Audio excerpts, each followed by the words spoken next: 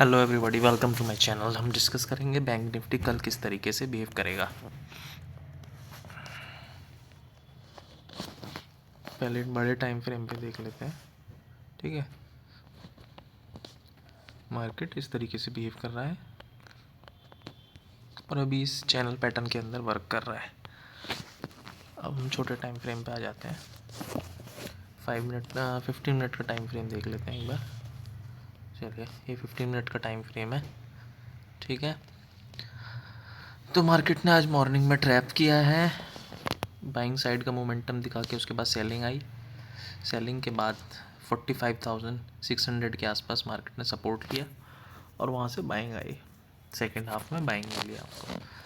अब मार्केट ने इस चैनल का फॉल्स ब्रेकआउट दिया था जो कि फेल हो गया। फेल होने के बाद उसने इसी चैनल के अंदर क्लोजिंग दी है मार्केट ने।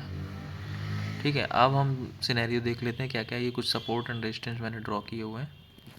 ठीक है, चलो, अगर मार्केट इस चैनल के अंदर ही साइडवेज कहीं ओपन होता है, ठीक, ओपन होने के बाद अगर नीचे की तरफ जाता है तो हमें आज का ये जो पॉइंट है 46,200 को अगर नीचे की तरफ ब्रेक करता है तो मार्केट यहाँ आ सकता है 46,000 तक मार्केट आ सकता है।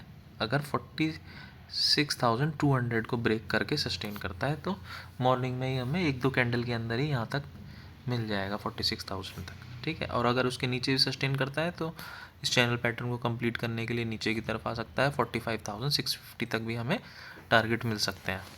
तो ये तो था, साइडवेज ओपन होकर अगर नीचे की तरफ ब्रेकआउट देता है, ब्रेक डाउन करके नीचे रुकता है 46,200 से नीचे अगर सस्टेन करता है तो। चलिए, अगर साइडवेज ओपन होकर मार्केट ऊपर की तरफ ब्रेकआउट करता है तो हमें यहाँ तक का ट्रेड मिल सकता है, बट हमें वेट करना होगा। बिकॉज हर टाइम क्या हो रहा है, मार्केट इसको ऊपर की तरफ ब्रेक करता है और फेल करके नीचे की तरफ आ जाता है, तो हमें ऊपर जाने देना है। ठीक है, तो हम 46,730 के आसपास अगर हमें कोई सेलिंग की पोजीशन मिलेगी तो हम सेल कर देंगे, टारगेट हमारे नीचे के होंगे।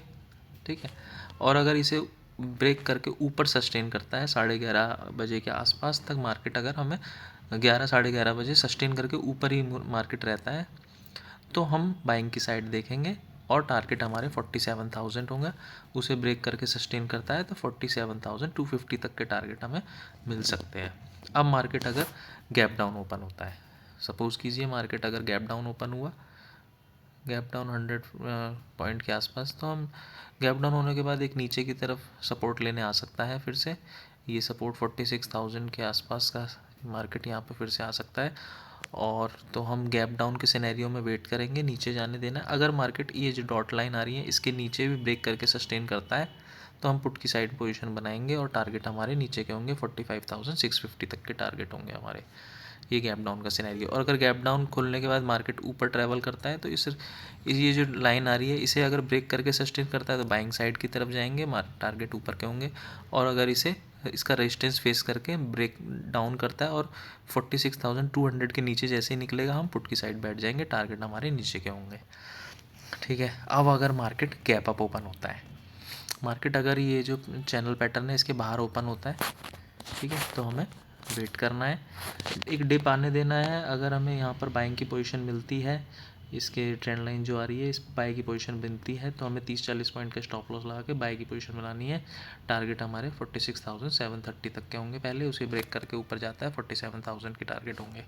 ठीक, और अगर इसके नीचे अंदर सस्टेन करता है तो अगेन 46,200 के नीचे हमें अगर सेलिंग की पोजीशन मिलती है तो हम पुट ले लेंगे और 46,000 तक के टारगेट हमें मिल सकते हैं। उससे नीचे सस्टेन करता है तो उस चैनल पैटर्न को कंप्लीट करने के लिए नीचे आएगा, 45,650 तक के भी टारगेट हमें मिल सकते हैं।